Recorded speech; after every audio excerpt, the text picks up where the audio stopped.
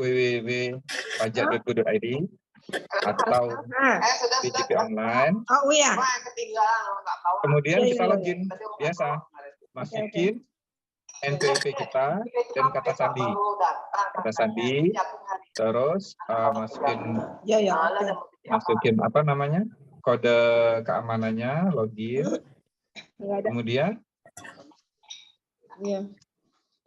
kemudian kita pilih profil, dan akan muncul tampilan seperti ini. Nah, kalau ini posisinya dia sudah valid NPWP-nya, yang nick-nya sebagai NPWP. Nah, kalau misalnya yang belum valid, dia akan tampilannya seperti ini. Jadi pada saat kita profil, tampilannya di bagian depannya itu, nick-nya tidak terisi. Nah, dan perlu dikonfirmasi kata tulisannya di sini. Nah, kita masukin saja nick di sini. Jadi setelah login, masuk menu profil, dan kita isikan nomor nick kita di kolom yang tersedia. Nah, kemudian kita klik validasi. Klik validasi, dia kalau misalnya sama datanya, nama, alamat, nama, tempat tanggal lahir, dan tanggal lahir, dia akan tulisannya valid. Nah, setelah valid, baru kita klik ubah profil. Nah, setelah ubah profil, proses,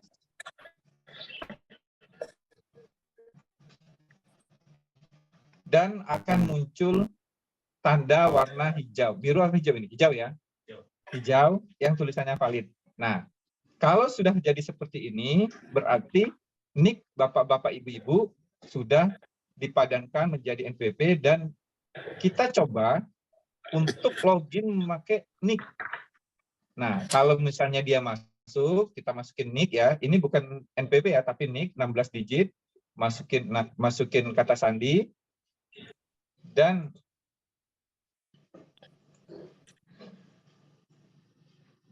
kode keamanannya. Nah, kalau dia masuk, dia berarti sudah berhasil. Nah, nanti nick-nya itu akan muncul seperti ini. Nah, jadi untuk pemadanan NPWP pemadanan nick menjadi NPWP, langkahnya sangat mudah. Jadi login, klik profil, dan isi nick yang sesuai dengan nick bapak-bapak, ibu-ibu, klik validasi, dan klik ubah profil sampai muncul tanda warna hijau valid ini. Nah, beberapa kasus itu memang butuh tindak lanjut, karena kadang nama di KTP itu berubah. Jadi yang dulu didaftarkan ke kita namanya mungkin ada titiknya, mungkin ada apa namanya, misalnya M titik apa gitu, KTP-nya nggak ada titik. Nah, itu memang tidak apa, bapak-bapak, ibu-ibu boleh konsul ke kita atau boleh ke layanan online kita nanti. Nanti kita di chat, kita akan berikan nomor layanan online, nanti bisa di print screen masalahnya, dan kita coba cari solusinya. Baik, untuk tahap pertama itu adalah pemadanan nick menjadi NPWP. Sementara kita langsung, atau ada pertanyaan dulu? Ya, baik. Langsung aja ya. Baik.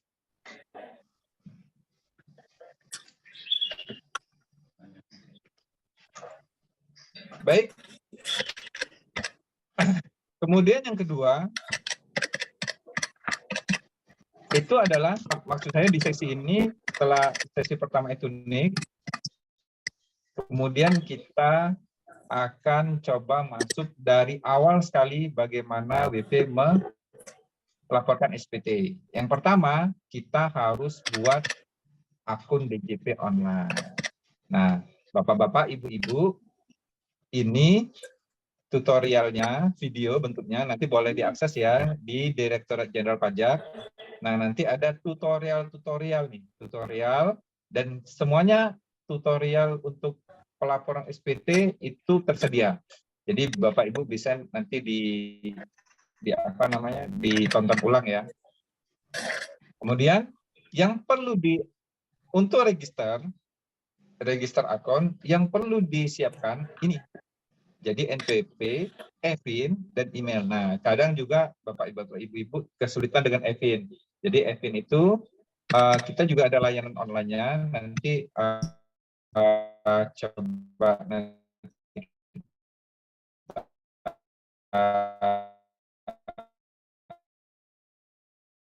share di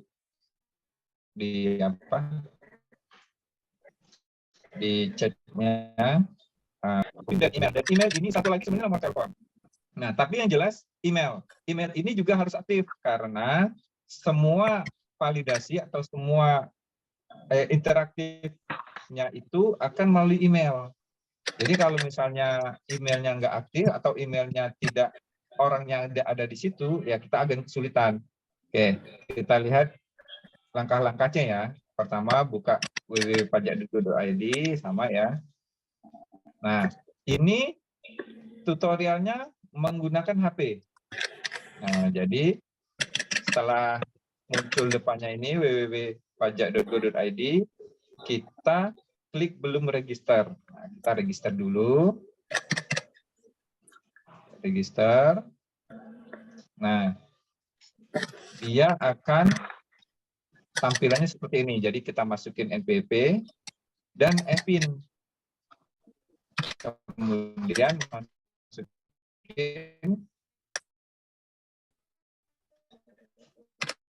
keamanan. Jadi scroll ke bawah, masukin kode keamanannya. EVIN, kode keamanannya masuk. Nah, namanya akan muncul di sini. Nah, terus nomor HP, email. Nah, jadi nama muncul, masukin email dan nomor HP. Dan kemudian kata sandi. Kata sandi ini kita buat sendiri. Kita buat sendiri sesuai dengan yang kita inginkan. Kalau nggak salah sih minimal 6 karakter. Bebas. Dan itu bisa angka atau huruf. Ya.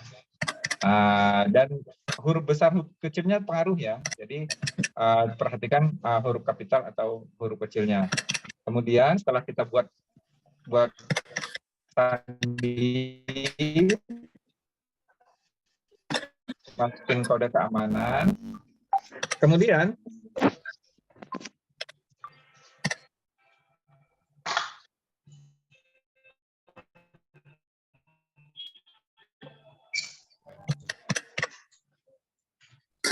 jadi kalau misalnya emailnya tidak aktif tadi, ya akan susah kita nanti mencarinya. Nah, jadi pada saat masuk email, kita tinggal buka email yang yang dikirim dari DJP Online, tinggal kita klik aktifkan akun, selesai.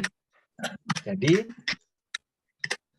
validasinya itu masuk email, selesai, dan kita atau bapak-bapak, ibu-ibu sudah punya akun DJP Online atau bisa login ke www.pajak.go.id. Jadi kita coba aja langsung masukin NIK dan NPWP, masukin NPWP, kemudian kata sandi dan kode keamanan, dan bapak-bapak, ibu-ibu bisa mengakses DJP Online. Oke?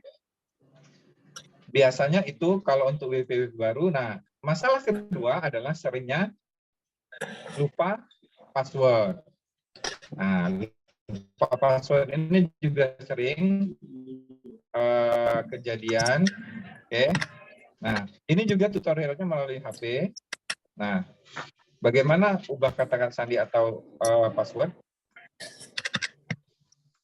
Nah, sama, kita juga akan menyiapkan 3 hal ini. NPWP, EVIN, dan email. Dan satu lagi ditambah nomor telepon yang aktif.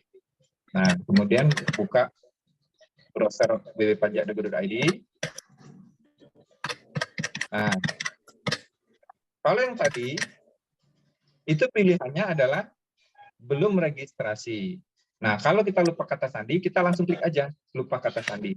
Dan ini tampilan depannya www.pajak.go.id ya, atau DJP Online ya. Nah, jadi kita klik yang lupa kata sandi.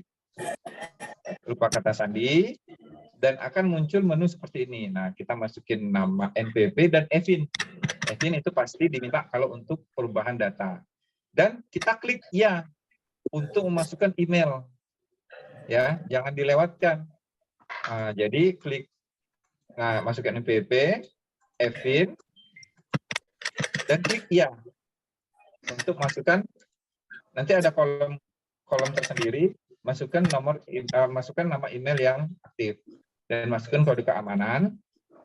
Nah, setelah itu sukses, klik OK.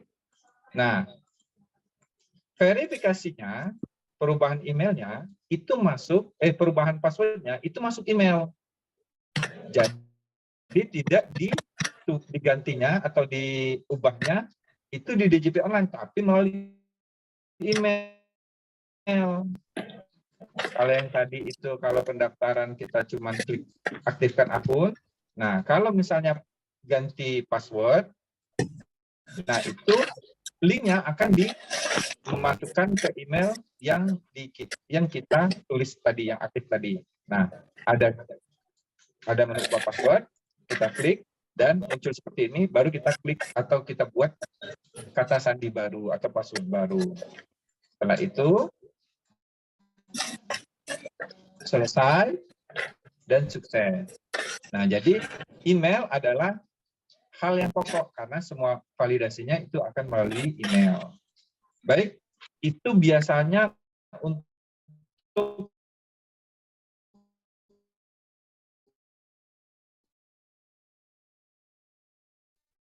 awal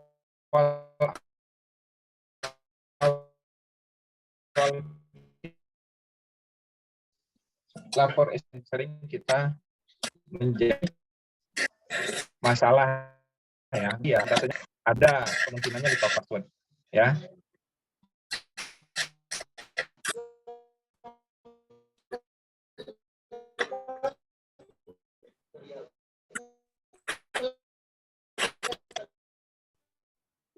Langsung aja ya Pak. Pak Nasir ya. Ya, langsung aja. Selanjutnya bagaimana kita mengisi SPT 1770SS. Nah, baik, kita lihat slide-nya. Jadi, sebagaimana dijelaskan sebelumnya, SPTOP itu ada 3, SS, S, dan normal. Karyawan yang mana saja yang bisa menggunakan formulir SS ini, secara aturan itu adalah karyawan yang mempunyai satu pemberi kerja dan penghasilan tahunnya kurang dari 60 juta. Nah ini ya, jadi beberapa atau karyawan swasta ataupun pegawai negeri boleh, asal syaratnya tadi satu pemberi kerja dan penghasilannya kurang dari 60 juta setahun. Oke. Nah, kemudian apa? Tidak mempunyai penghasilan lain kecuali bunga atau bunga bank atau bunga koperasi. Jadi maksudnya tidak punya penghasilan ini tidak punya usaha pekerjaan bebas. Misalnya kalau misalnya kita karyawan swasta atau pegawai negeri, ternyata kita punya toko gitu kan. Nah, jadi ini tidak bisa menggunakan yang model SS ini. SS itu kepanjangan dari sangat sederhana. Jadi dia benar-benar murni pegawai atau karyawan yang punya penghasilan kurang dari 60 juta dan dari satu pemberi kerja. Kemudian, nah ini kalau misalnya dari tempat kerja kita dapat bukti potong ya.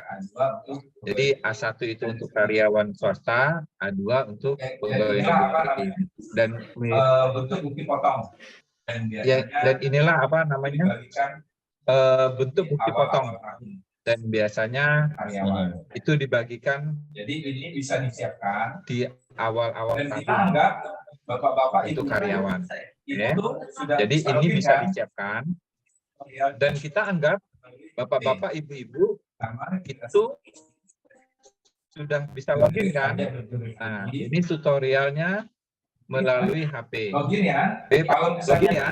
Kalau misalnya sudah kita lakukan pemadanan nik, boleh pakai nik loginnya. Yang ini. Kalau belum, kita bisa melakukannya memakai nomor NPWP. Jadi pemadanan tadi itu penting ya, karena nanti NPWP ini akan dihapus 2024. Jadi harus dilakukan. Nah, ini masih menggunakan nik. Masukkan password, kode keamanan. Kemudian kita pilih e-filing. Ada beberapa pilihan, e-form, e-filing. Nah, kita pilih e-filing, electronic filing. Ya. Kemudian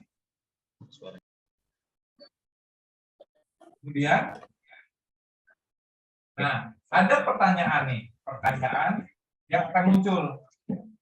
Nah, pertama, apakah Anda menjalani usaha atau pekerjaan bebas? Jawabnya tidak kan. Pekerjaan bebas itu misalnya dokter, insinyur, tenaga ahli. Jawabnya tidak, karena kita kan karyawan. Ya, apakah Anda seorang suami atau istri yang menjalani kewajiban perpajakan terpisah atau pisah harta? Jawabnya tidak kan. Dan tiga, apakah penghasilan bruto yang Anda peroleh selama tahun kurang dari 60? Nah, ini jawabnya ya, karena kurang dari 60 ya. Nah, nanti akan muncul tampilan SPP 1770SS. Nah, kita klik. Dan tampil seperti ini. Nah, nanti kita isi tahun pajaknya. Kalau sekarang berarti 2029. Dan pilih tarif normal. Aku pakai itu. Kau pakai ini. Kalau pembetulan itu boleh saat kita membetulkan SPT tersebut. Jadi kalau misalnya kita sudah input, ternyata ada yang salah, boleh kita pembetulan. Pembetulan tidak terbatas berapa kali, tapi kalau untuk pertama kali pelaporan itu pasti otomatis ke nomor. Oke, tahun pajak 2022.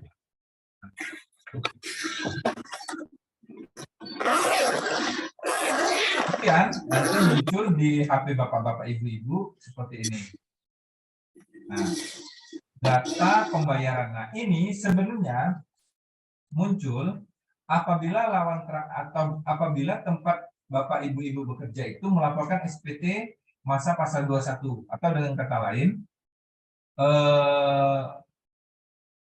pajak yang bapak-bapak ibu-ibu potong kalau misalnya ada itu dilaporkan oleh perusahaan atau tempat bapak ibu bekerja. Kalau misalnya ada, saran saya sih lebih baik klik tidak.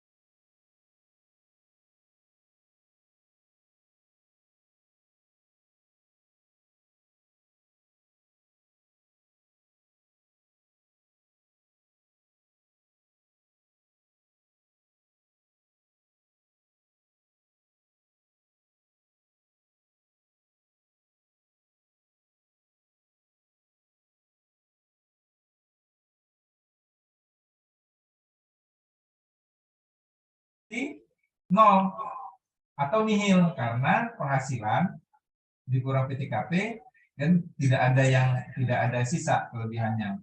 Nah, kalau misalnya penghasilan terhadap pajaknya nol dan SPT-nya itu pasti nihil. Jadi sederhana sekali kalau misalnya kita punya penghasilan di bawah 60. Jadi tinggal login, isi datanya seperti ini saja. Jadi tidak diminta isi yang lebih detail. Nah, kalau sudah nihil, nanti ada pertanyaan selanjutnya, kita klik berikutnya aja, kecuali kita ada penghasilan final. Misalnya kalau misalnya penghasilan final itu, kalau misalnya guru itu sertifikasi misalnya gitu, boleh kita masukkan di sini. Tapi kalau misalnya kita tidak punya data bukti potongnya atau data pemotongannya, itu bisa dikosongkan. Kemudian yang terakhir diisi daftar harta dan kewajiban. Kalau misalnya punya harta atas nama bapak-bapak ibu sendiri, boleh diisi di sini. Dan ini perkiraan saja. Maksudnya itu angkanya dikira-kira. Kalaupun ada nota, boleh sesuai dengan nota pembelian atau lain sebagainya yang akan mendukung. Atau kalau misalnya tidak ada, diperkirakan saja. Kemudian ini kewajiban. Kewajiban ini hanya diisi yang melalui lembaga keuangan. Jadi kalau misalnya hutang ke kawan itu atau ke teman itu kayaknya sepertinya bisa diakomodir di sini. Jadi itu saja. Dan beberapa kalau misalnya nggak ada hutang ya dikosongin saja. Kalau misalnya kita beberapa ini kan kasusnya teman-teman yang baru kerja kadang kan nggak punya harta, ya dikosongin saja nggak apa-apa. Jadi cuman itu tahap-tahap untuk yang SPTSS pengisiannya. Kemudian tahap keduanya, tahap berikutnya itu pelaporan. Pelaporannya klik setuju, kan sudah kita isi penghasilan tadi. Objek final kalau misalnya tidak ada dikosongkan. Terus ini adalah daftar harta dan kewajiban kita diisi sesuai dengan keadaan sebenarnya dan pernyataan. Klik setuju. Kemudian langkah berikutnya. Nah, klik setuju itu bukan berarti SPT tahunan bapak-bapak ibu-ibu sudah terlapor, tapi itu kita mengisi formnya. Nah, pelaporannya kita harus minta kode verifikasi. Kode verifikasi ini dikirim melalui email bapak-bapak ibu-ibu. Jadi kita klik dulu kode verifikasinya, dan dia akan minta dan dia akan mengirim kode verifikasi itu melalui email. Dan kita buka email, kita buka email yang dikirim oleh DJP Online, akan ada kode verifikasi. Nah, kode verifikasi inilah yang kita masukkan ke kolom tersedia. Setelah itu kirim, kemudian ada pertanyaan puas tidak puas, ya diharapkan puas ya. Oke. Kemudian bukti penerimaan elektroniknya juga masuk email. Dan kemudian di menu DJP Online bapak-bapak itu sebenarnya bisa dilihat juga di menu arsip SPT. Nah, itu. Nah, jadi untuk SPTSS tidak banyak yang diisi. Jadi yang penting syarat-syaratnya tadi terpenuhi, jadi cara melapornya seperti itu. Oke. Demikian yang SPTSS. Kemudian kita lanjut saja ya semuanya dulu, baru nanti kalau misalnya ada pertanyaan kita baru tanggapi ya. Baik, kemudian ini adalah SPTS. SPTS bedanya SPTS itu penghasilannya di atas 60 juta setahun. Dan dia karyawan juga, karyawan dari satu pemberi kerja. Ya, itu pemberi kerja. Nah, penghasilannya di atas 60 juta per tahun. Nah, ini dibuktikan oleh bukti potong. Nah, untuk SPTS, kita itu nanti ada kolom untuk merekam bukti potong. Jadi bukti potong ini untuk bapak-bapak ibu-ibu yang karyawannya di atas 60 juta setahun itu harus punya karena ada menu perekamannya. Ya, beda dengan SS tadi, dia tidak membutuhkan perekaman bukti potong. Nanti kita lihat ya. Oke. Sama pertama kita login di JP Online. Nah, klik buat apa namanya, buat SPT.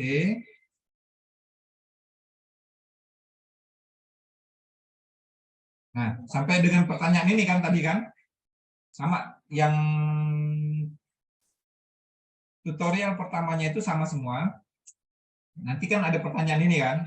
Yang pertama tadi kan kita login, masuk buat SPT, terus isi tahun, dan klik normal, dan klik selanjutnya kan. Nah, nanti ada pertanyaan ini. Pertanyaan ini sama dengan yang SS tadi. Apakah Anda menjalankan usaha atau penyu bebas karena kita karyawan? Jawabnya tidak. Apakah Anda seorang suami atau istri yang menjalankan kewajiban perpajakan terpisah? Jawabnya juga tidak. Nah, yang ini yang mudah.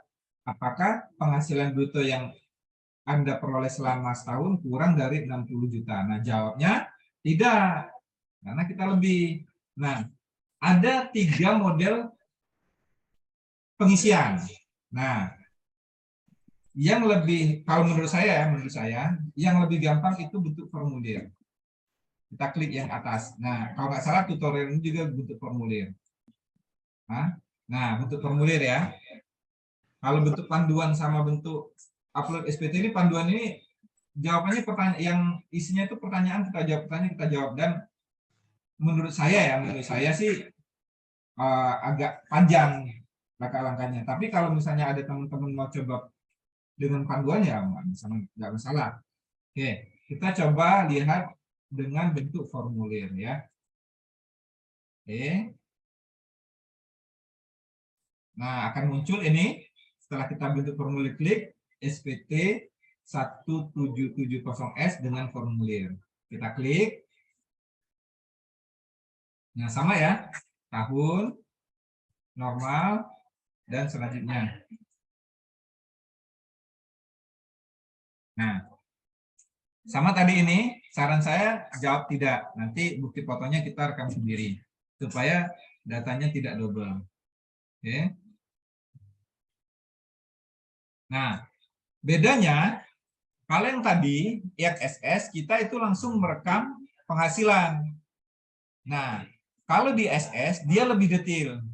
Nah, kalau misalnya yang final tadi yang di SS ya, kalau yang di S itu lebih detail. Kalau yang di SS tadi ya sangat sederhana, kan ada kolom final kalau nggak salah di bagian C kalau nggak salah ya.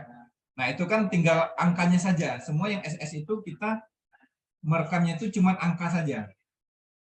Berapa gitu. Kalau misalnya yang S kita ada detailnya.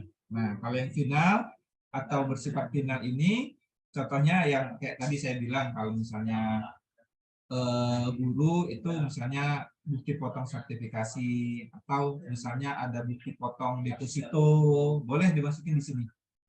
Ya. Nah, kalau misalnya tidak ada, kosongin. Kemudian di bagian B kita masuk harta. Nah, ini kan contohnya kan kalau misalnya kita isi tadi yang final, ada dividen, boleh ada penghasilan lain, atau ada sewa tanah atau bangunan, boleh dimasukkan di sini datanya.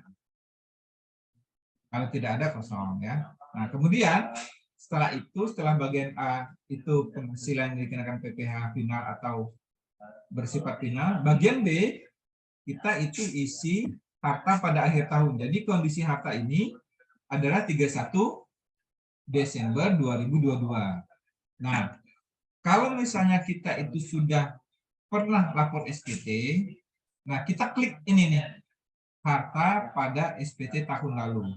Kalau kita klik ini, daftar harta yang pernah kita lapor di SPT tahun lalu akan muncul. Nah, jadi itu lebih mudah. Jadi kalau misalnya ada harta yang dijual, kita tinggal hapus. Kalau ada penambahan harta, kita tinggal klik tambah. Jadi tidak perlu merekam dari awal. Jadi kalau misalnya Bapak Ibu pernah melaporkan SPT tahunan tahun lalu, kita klik hartanya, harta yang dilaporkan di SPT tahun lalu itu akan muncul. Ya. Nah, kalau misalnya penambahan harta, kita klik tambah yang ini. Klik tambah, kita tinggal cari kode hartanya. Kode hartanya itu, nah ini nih. Ada harta. Nanti pada saat kita klik kolom ini akan muncul nih. Ada reksadana, ada mobil, ada motor, dan sebagainya. Kita pilih sesuai dengan keadaannya.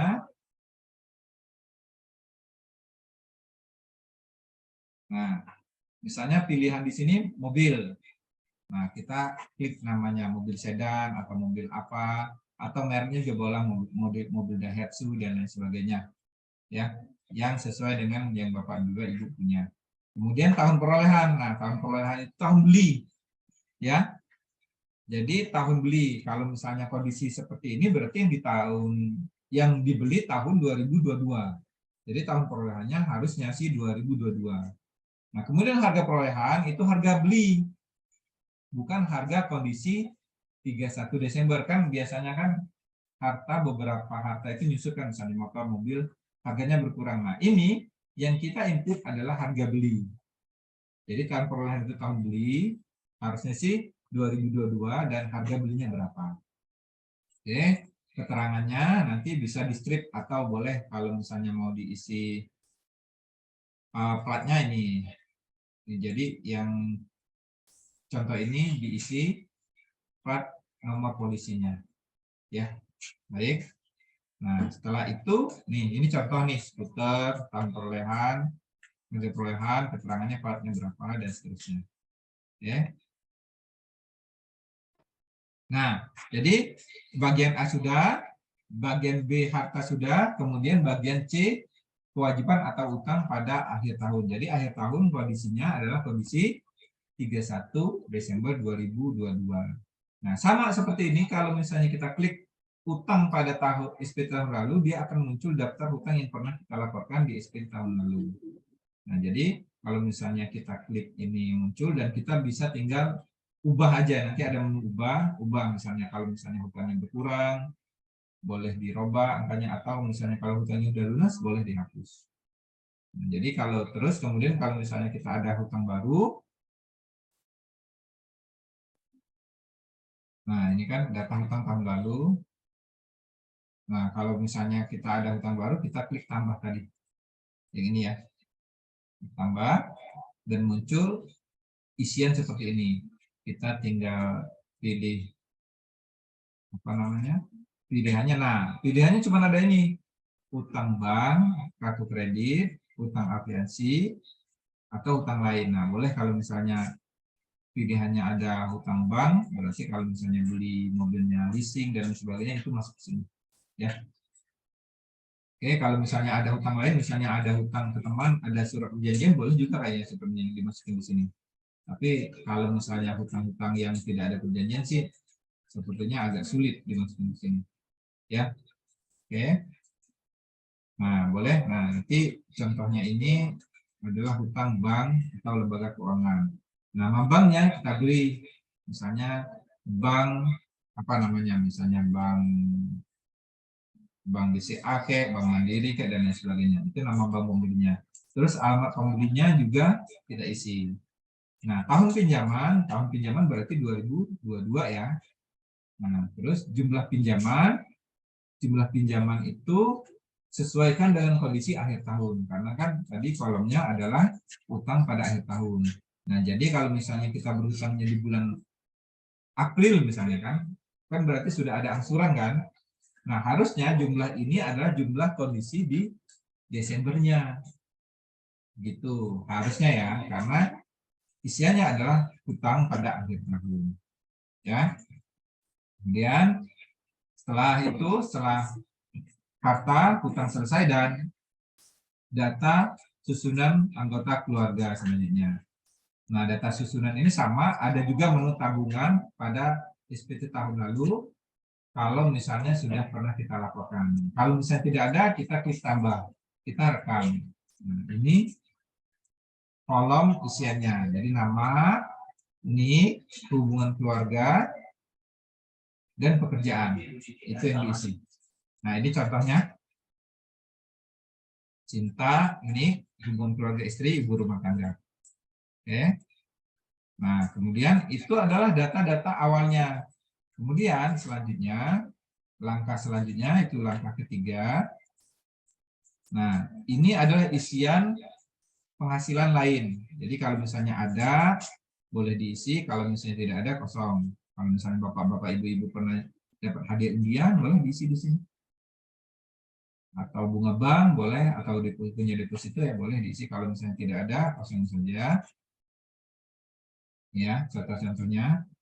Nah, kemudian bagian 2, yang tadi kan kalau bagian pertama tadi, yang tahap pertama kita isi data-data terkait kita ya, harta, hutang, tunggak, tanggungan. Nah, kalau ini tahap keduanya kita isi penghasilannya.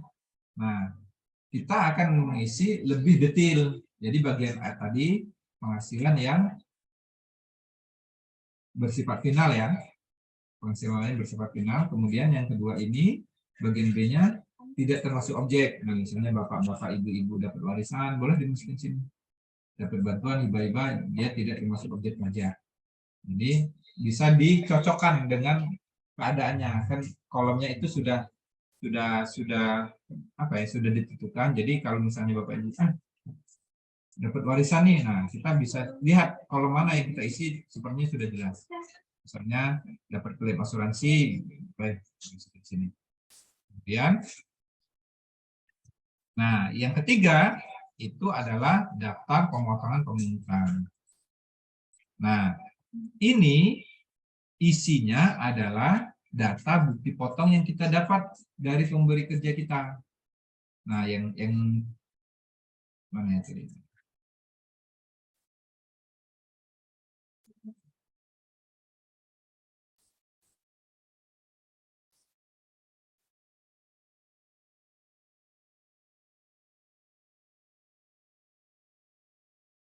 Nah, yang ini. Ini untuk SPT 1770S itu harus direkam, dan mau nggak mau Bapak, Ibu, atau teman-teman sekalian itu harus punya ini karena ada menu perekaman. Nah, jadi merekamnya klik tambah dan akan muncul isian seperti ini. Nah, pilihnya jenisnya SPT pasal 21 ya, hampir pasti pasal 21 karena kita dipotong karyawan itu jenisnya pasal 21. Kemudian, nah NPWP pemotong, nah di bukti potong itu ada NPWP tempat kita kerja. Nah, dimasukin dan dia akan terverifikasi langsung.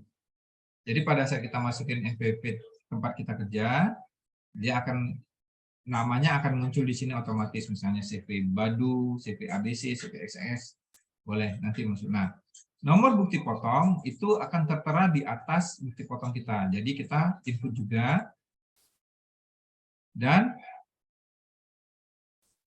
jumlah yang dipotong itu paling akhir. Jadi jumlah yang dipotong itu ada tulisan nanti pajak yang dipotong oleh pemberi, pajak yang telah dipotong oleh pihak lain. Nah, itu dimasukin di sini. Nah, jadi kalau misalnya sudah masuk, nanti akan tampilannya seperti ini. Nah, selesai itu perekaman bukti potongnya. Nah, kemudian tahap selanjutnya adalah kita finalisasi.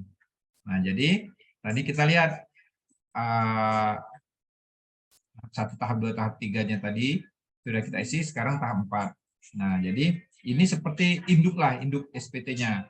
Jadi pertama diisi adalah status perkawinan, kawin atau tidak kawin sesuai dengan keadaannya, atau yang sesuai dengan PTKP yang diakui oleh bukti potong tadi. Nah, kawin misalnya ya. Nah, penghasilan netonya itu diisi sama dengan yang tertera pada bukti potong. Nanti ada tulisannya penghasilan itu, bukan bruto ya. Jadi kalau nggak salah kolom pertamanya itu penghasilan, terus tuh pengurang, baru penghasilan itu. Nah, yang tulisan penghasilan itu yang diisi. Kalau misalnya bapak-bapak, ibu-ibu punya bukti potong namanya, diisi. Nah, jadi ikutin saja kata-katanya, samain dengan bukti potong itu. Nah, setelah penghasilan itu PTKP ya, PTKP itu sesuai dengan keadaan kita, penghasilan tidak, apakah kawin atau tidak kawin. Nah, ini tadi kalau ini kan kawin dengan tidak ada tanggungan. Terus PPh terhutangnya itu akan terhitung sendiri. Jadi dikurangi sendiri, kemudian sistem juga akan menghitung pajak yang terhutang di kita. Pajak yang terhutang, kemudian, nah, lanjutkan terus. Nah, itu harusnya sama dengan yang dipotong di bukti potong yang kita rekam tadi. Jadi, pajak terhutang ini 220, 230 ini itu harusnya sama dengan bukti potong yang kita rekam tadi, yang data bukti potong ini. Nah, yang ini. Jadi kan ada rekamannya itu, nah ini jumlah yang dipotong. Nah, itu harusnya sama dengan kurang pajaknya penghasilan kita. Nah, jadi kalau misalnya sama, pasti itu akan hasilnya 0 karena pajak yang sudah dipotong itu sama dengan pajak yang kita terhutang, atau sebaliknya ya, pajak terhutang itu dibayarkan oleh pemberi kerja itu sama. Jadi pasti hasilnya itu nihil. Nah, setelah nihil, kondisinya sama seperti tadi, kita tinggal tahap selanjutnya adalah tahap pelaporan. Nah, tahap pelaporan, klik penyataan, sama tadi ya, kayak di SPTSS ya, 7, dan tahap terakhirnya itu kita minta kode verifikasi yang masuk ke email. Sudah dapat masuk email, kita masukkan ke kolom yang tersedia sampai keluar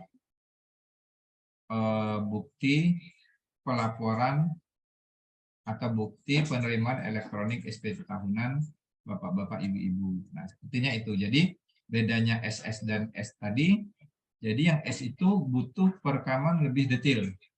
Tapi kalau misalnya S, itu yang direkam itu hanya angka-angka. Tidak membutuhkan perekaman lebih detail.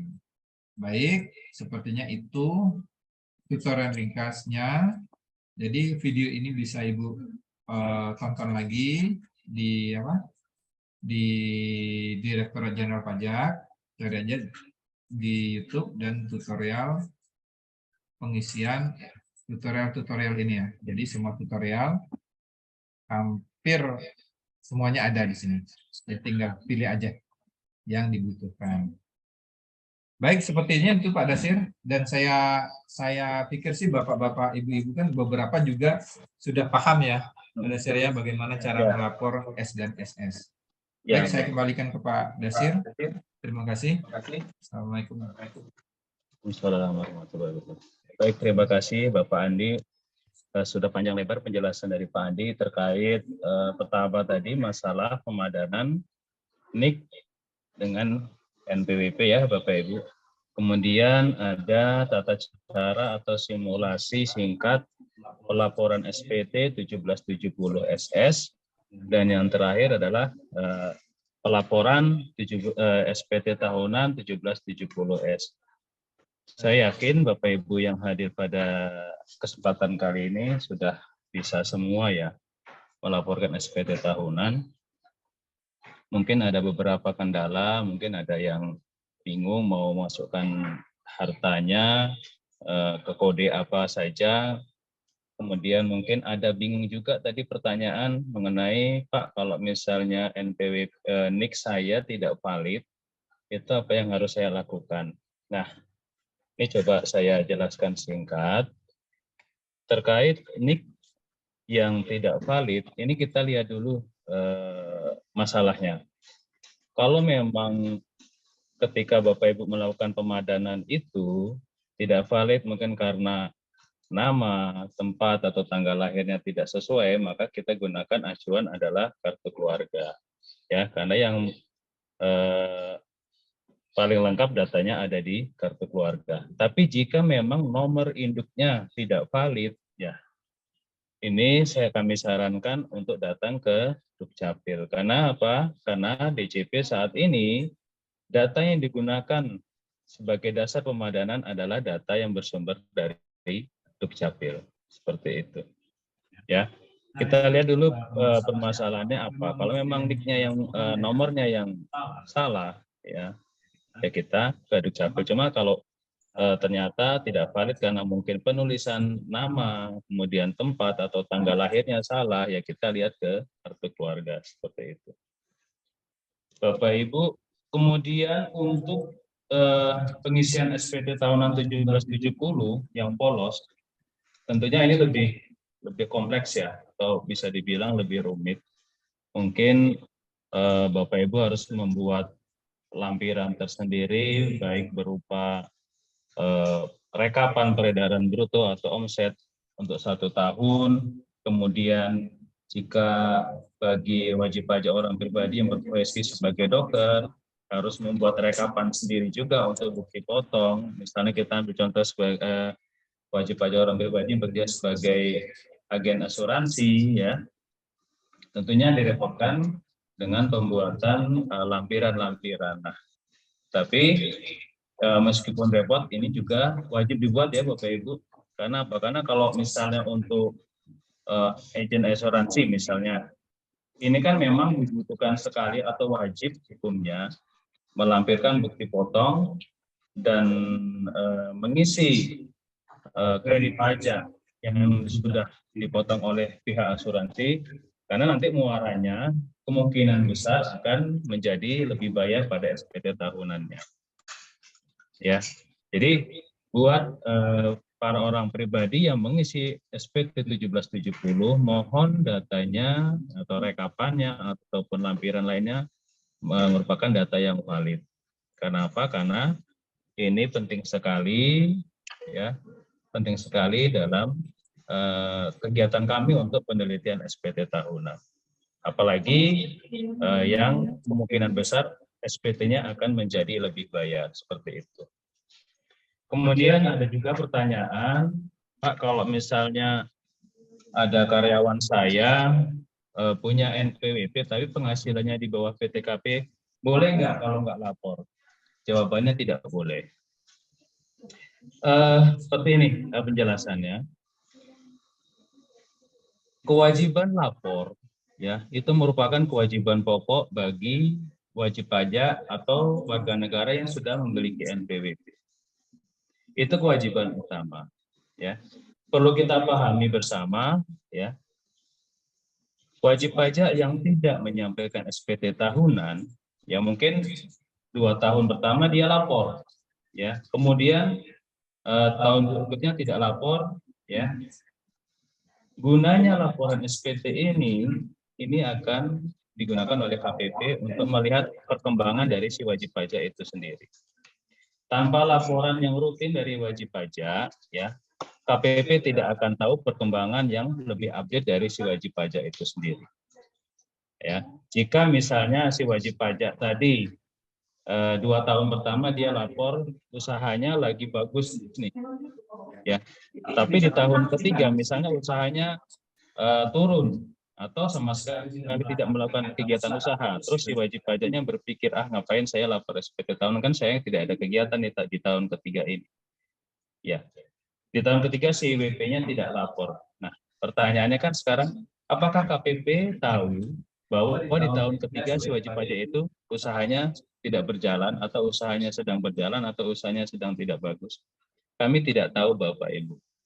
Ya, tapi kalau misal di tahun ketiga si wajib pajak itu lapor, ya, dan menyampaikan kondisi yang real atau yang sebenarnya di SPT tahunan, maka si KPP akan mengetahui kondisi yang sedang terjadi oleh di wajib pajak di tahun ketiga tersebut. Jadi gunanya SPT tahunan itu adalah memberikan informasi, ya, informasi yang lengkap, yang valid, yang paling update kepada KPP, ya, bahwa kondisi si wajib pajak dari tahun ke tahun itu seperti ini, seperti itu, ya. Jadi bagi wajib pajak yang memiliki karyawan, ya, yang memiliki penghasilan di bawah 60 juta, tapi dia memiliki NPWP, dia tetap wajib lapor, ya Bapak Ibu, ya.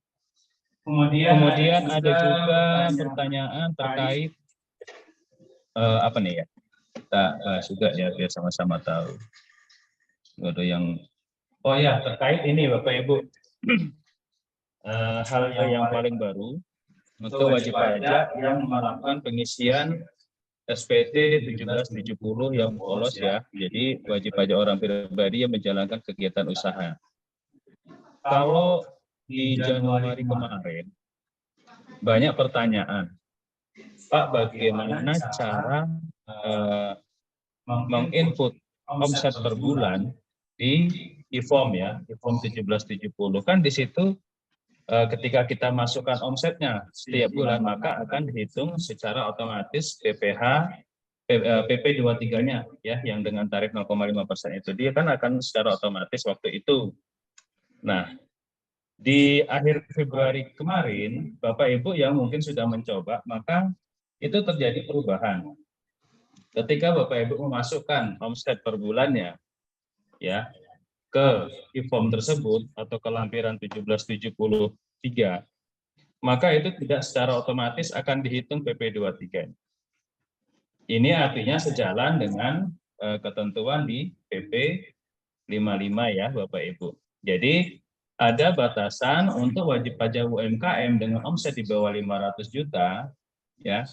Itu tidak usah takut lagi. Jadi silakan masukkan omsetnya dan mungkin 5 bulan pertama omsetnya belum melebihi 500 juta, silakan masukkan di situ. IFOM tidak akan menghitung secara otomatis. Seperti itu. Ketika sudah melebihi dari 500 juta, maka akan dihitung ya berapa PP 23 yang terutang. Seperti itu. Jadi ada perubahan yang mendasar pada pengisian IFOM itu sendiri. Kemudian mengenai Pak, bagaimana cara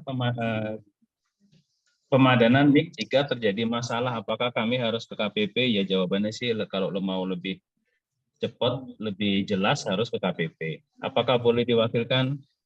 Ya karena ini NIK itu kan identitas masing-masing, silakan datang atas nama sendiri ya ke KPP, nanti dibantu oleh para petugas di situ, nanti akan dilakukan penelitian jika terjadi NIK-nya sudah dipakai dengan NPWP lain atau seperti apa, nanti akan dilakukan penelitian oleh teman-teman yang ada di depan ya Bapak Ibu. Kemudian ada pertanyaan lagi, ini banyak pertanyaan Pak Andi, kita baca ya. Ya boleh. Dari Bapak Beni Purnama ya, kalau yang sebelumnya udah saya coba jawab secara chat juga ya. Gini Pak, NPWP memotong itu ternyata ada dua. Di atas sekali itu NPWP pemotong nama perusahaan, sementara yang di bawah sekali NPWP identitas pemotong pemilik. Terus saya pilih NPWP pemotongnya yang di bawah, seharusnya kan yang di atas atau gimana, mohon petunjuknya. Di atas. Yang di atas perusahaan. Biasanya yang bawah itu. Ya, baik Pak Beni. Nah, ini kita bicara bukti potong, ini 1721A1 atau A2 ini.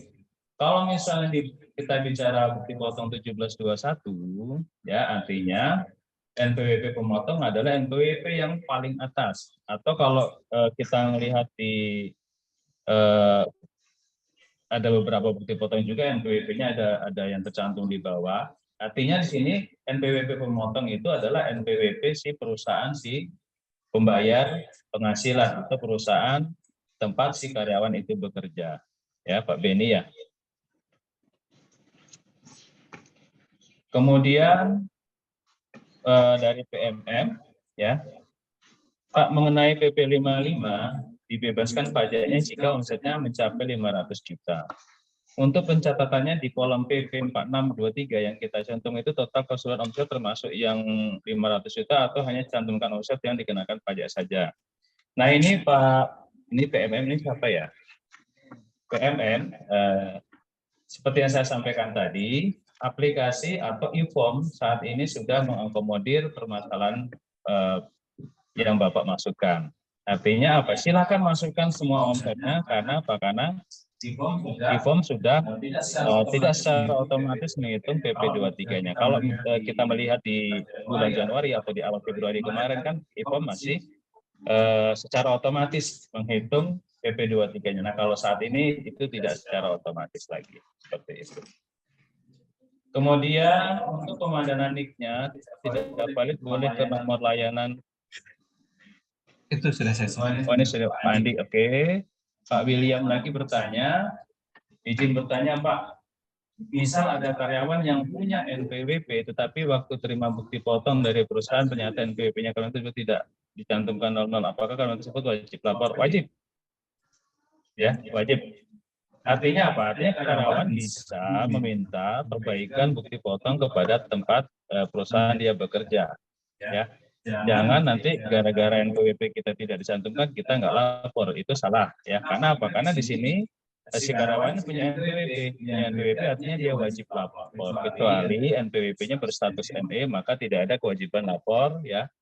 Jadi kalau misalnya kasusnya seperti ini, ya silakan minta perbaikan bukti potong ke perusahaan atau tempat bekerja, atau silakan isikan laporkan SPT dengan isi atau data yang bersumber dari bukti potong itu, selama itu memang benar-benar bukti potong punya si karyawan. Kemudian kebetulan SPT ini menyambung dari pertanyaan yang di atas ya Pak Benny. Oke, saya rasa itu pertanyaannya ya. Tadi ada Mbak Aning juga bertanya mengenai pemadanan, kemudian mengenai juga PP 55 batasan UMKM. Ya, saya rasa cukup jelas ya Pak Andi ya. Oke. Mungkin ada yang disampaikan oleh Pak Andi tambahan. Baik. Untuk Pak PMM ya, Ya, PMM. bertanya itu Pak mengenai PP 55 dibebaskan pajak jika omsetnya mencapai 500 juta untuk mencatat kolom PP 46 atau 23 kita cantumkan itu total keseluruhan omset termasuk 500 atau hanya mencantumkan omset yang dikenakan pajak saja. Jawabnya semuanya Pak, ya. Termasuk yang 500 jutanya. Jadi nanti misalnya Januari Bapak 100, Februari 200, itu udah 300 ya. Maret 200. Nah, jadi 500 selesai kan, Januari, Februari, Maret Bapak tidak perlu membayar pajak. Nah, pada saat batasannya itu muncul setelah 500-nya itu di bulan April, nah baru di Aprilnya itu dikalikan 0,5% dan seterusnya sampai Desember. Atau misalnya pada saat 500 jutanya itu pertengahan bulan. Jadi misalnya tahun Januari 150, Februari 150 itu sudah 300. Pas Maretnya itu 250 misalnya kan. Jadi 250 berarti kan 550 kan di Maret kan. Nah, jadi kita mengalihkan di Maret itu bukan 250 tapi 50-nya saja yang setelah batas 500 juta itu terlewati. Jadi daftar peredaran usahanya itu tetap semuanya dicantumkan, termasuk yang 500 jutanya itu. Jadi Januari, Februari, Maret sampai Desember. Ya, baik.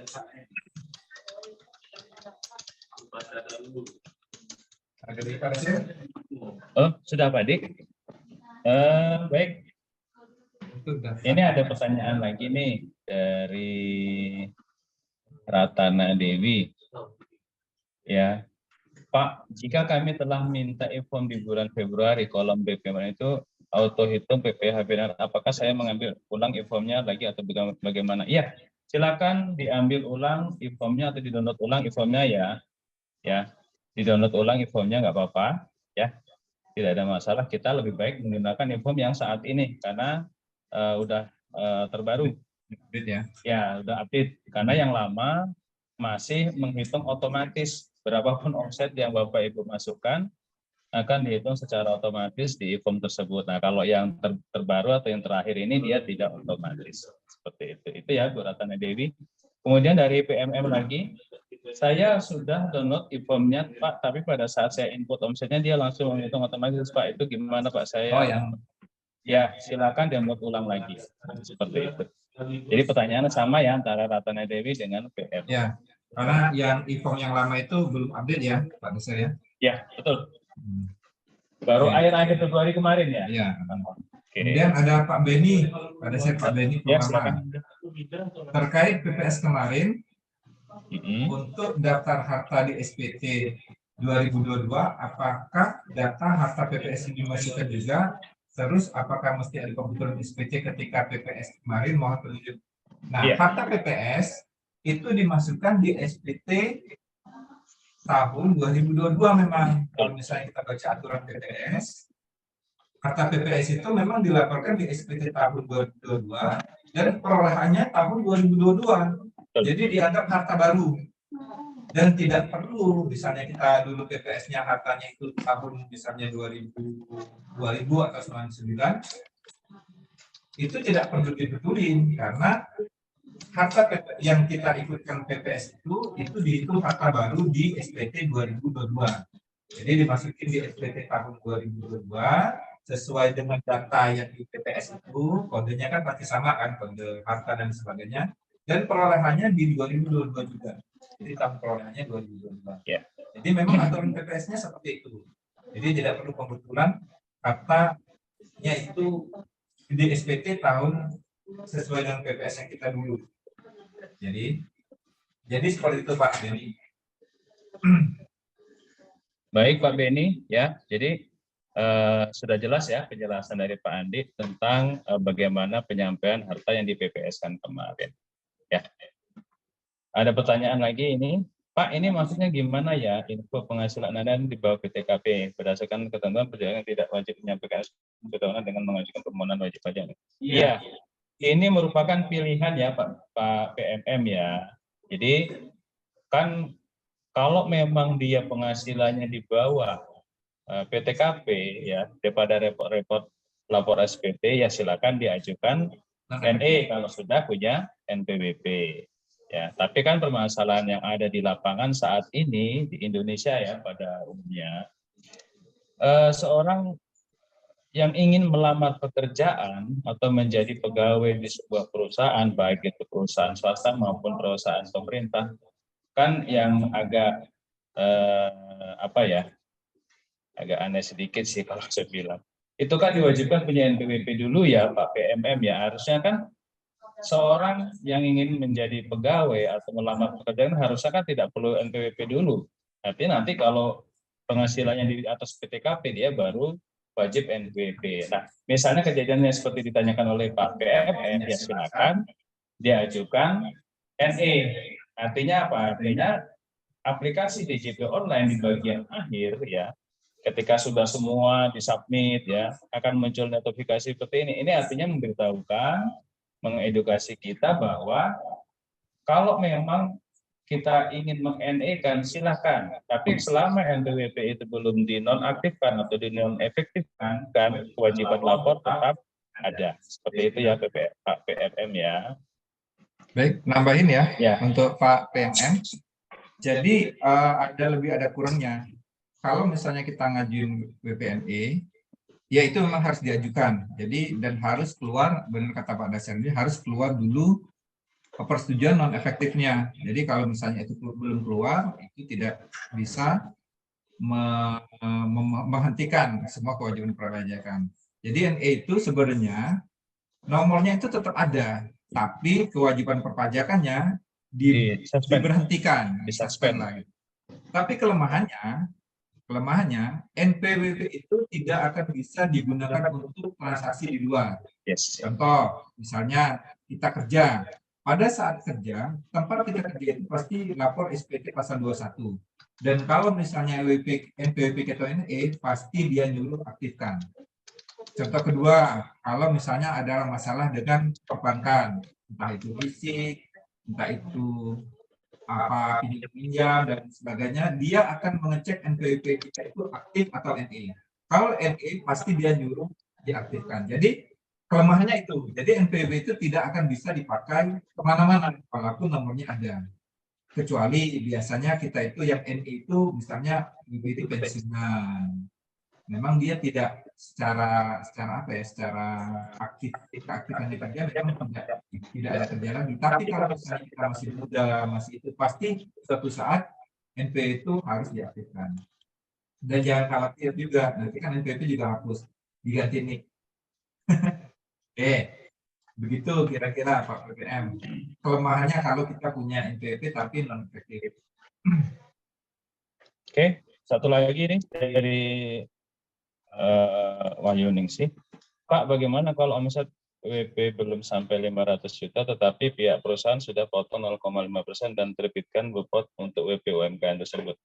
Ya, kalau memang udah terlanjur potong, ya, jadi langkah yang bisa diambil untuk terlanjur potong itu silakan nanti diajukan pemindah bukuan untuk jenis pajak lainnya atau ke depannya, ya. Tapi perlu saya ingatkan kembali, pemindah bukuan untuk yang kasus seperti ini wajib dilampirkan penjelasan yang lebih detail, ya, perhitungan dari si wajib pajak, ya.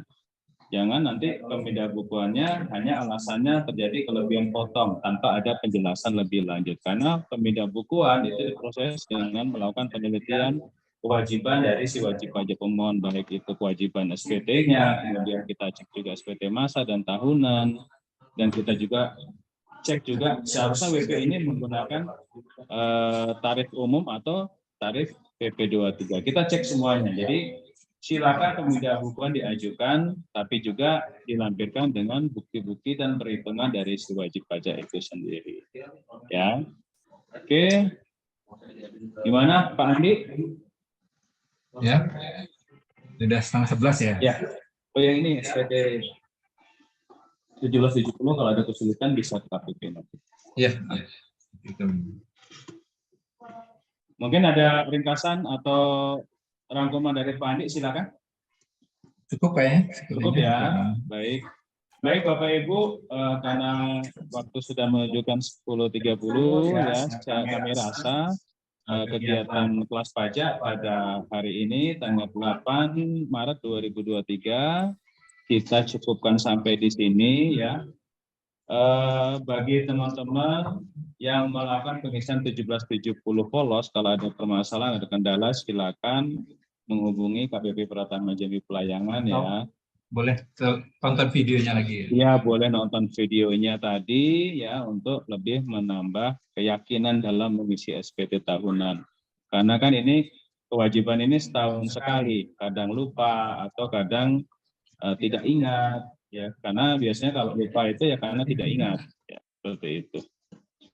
Kami mohon maaf jika ada perkataan yang tidak berkenan selama acara ya. Kami doakan pada para wajib pajak selalu sehat dan usahanya semakin maju. Terima kasih sudah berpartisipasi dalam kegiatan pada hari ini ya. Kami akhiri ya. Oke Pak Andi ya. Ya. Baik. Assalamualaikum warahmatullahi wabarakatuh. Waalaikumsalam warahmatullahi wabarakatuh.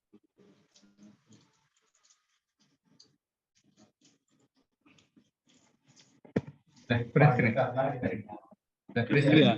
Bapak itu kan tidak ingat. Tidak ada.